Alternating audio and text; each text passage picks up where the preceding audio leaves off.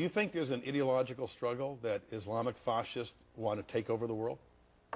Well, I think some, just like the West has wanted to do that all the time. Look at the way they look at us. I mean, we're in 130 countries. We have 700 bases. How do you think they propose that to their people and say, what does America want to do? Are they over here to be nice to us and teach us how to be good Democrats? So you see a moral equivalency between the West and Islamic fascism?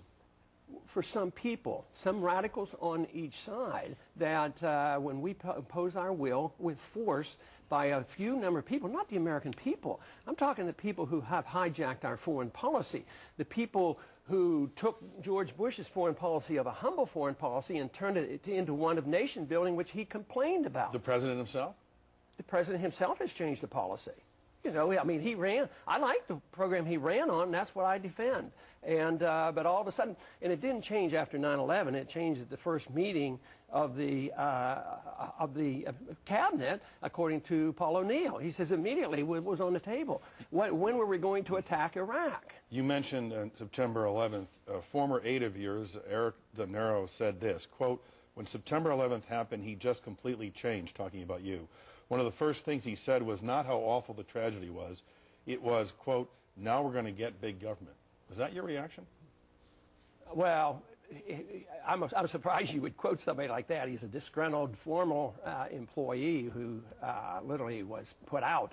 But yes, I thought that... He said he quit because he disagreed with you. you. No, the point is, Randolph Bourne says war is the health of the state. I believe that statement. When you have war, whether it's a war against drugs, war against terrorism, war overseas, the mentality of the people change, and they're more willing to sacrifice their liberties in order to be safe and secure. So yes, right after 9/11, my reaction was, you know, it's going to be a lot tougher selling liberty. But I'm pleasantly surprised that I'm still in the business of selling liberty and the Constitution, and there's still a lot of enthusiasm for it. So all the American people don't agree that we have to have the nanny state and have the government taking care of it. So I have been encouraged. I might have been too pessimistic immediately after 9/11, because in a way it has caused this reaction and this uprising in this country and say enough is enough. We don't need more Patriot Acts. We don't need more surveillance of our people. We don't need national ID cards. We don't need the suspension of habeas corpus.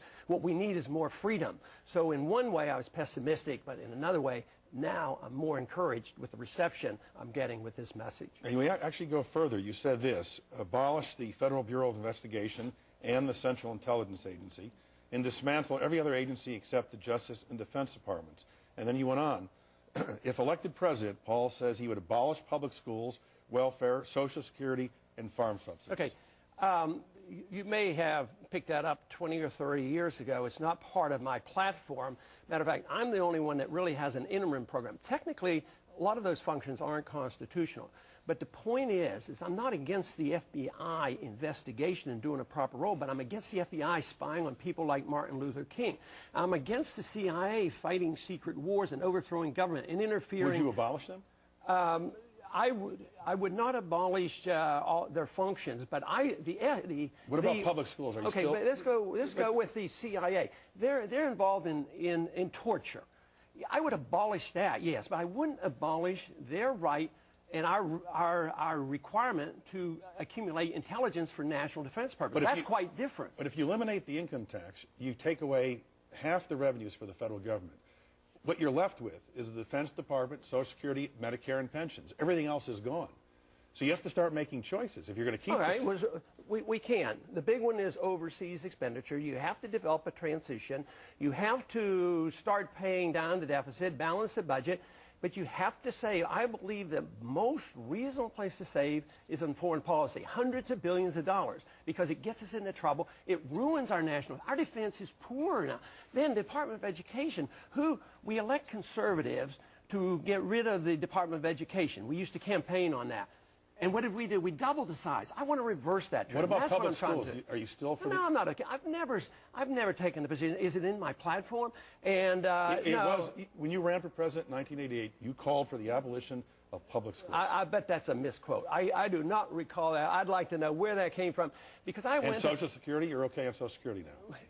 I think we need to offer the kids a chance to get out.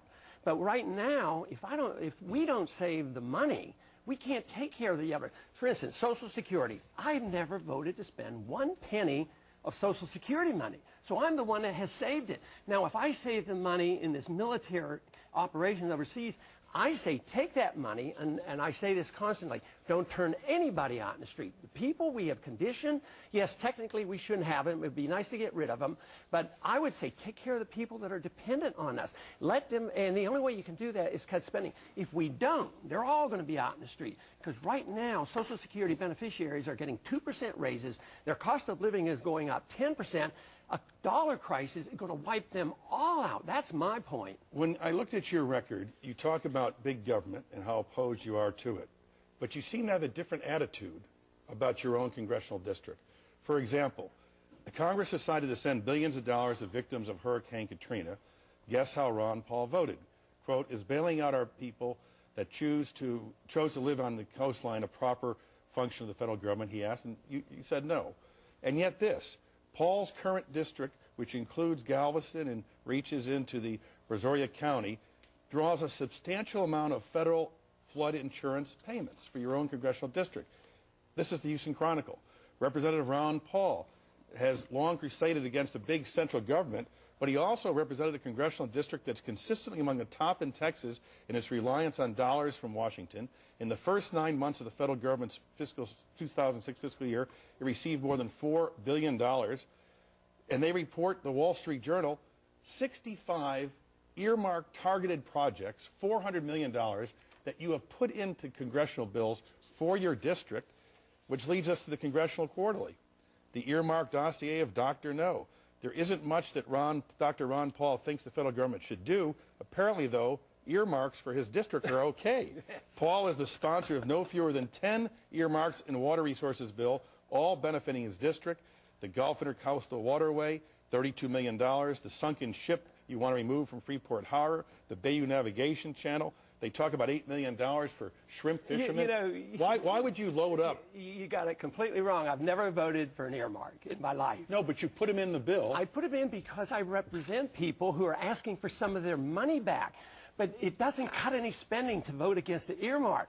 And the Congress has a responsibility to spend the money. Why leave the money in the executive branch and let them spend the money? That's like saying you voted for it before you voted against it. Nah, come on, Tim. That has nothing to do with that. You put it in the bill and get the headlines. No, I make the request. They're not in the bill. Then you know it's going to pass Congress, and so you don't refuse the money. Well, no, of course not. It's like taking a tax credit. If you have a tax credit, I'm against the tax system, but I take all my tax credits. But if you I want to get their money back for the people. You would say no pork spending in No, my that's district. not it. They steal our money. That's like saying that people shouldn't take Social Security money. I don't advocate that. All right, let me I try to save the system, make the system work. Let me ask you this. I think you have it all mixed up. Well, you're confused. It's all facts. You're confused. This is the Wall Street Journal. You load up the bills with special projects. No, you don't. You do. You deny that you have. How many of them ever got passed? But the whole point is we have a right and an obligation. They pass, you vote against them, but you take the money. You don't quite understand. Okay. They take our money from us, and the Congress has the authority to appropriate, not the executive branch. And I'm saying that I represent my people. They have the request. It's like taking a tax credit, and I put it in. The whole process is corrupt. All right, let me ask you that. I vote against everything. But I vote against it, so I don't endorse the system. But when it passes overwhelmingly, you take the money back home. I don't take it. That's the system. I'm trying to change that system. To turn it around and say I'm supporting the system, I find it rather ironic and entertaining.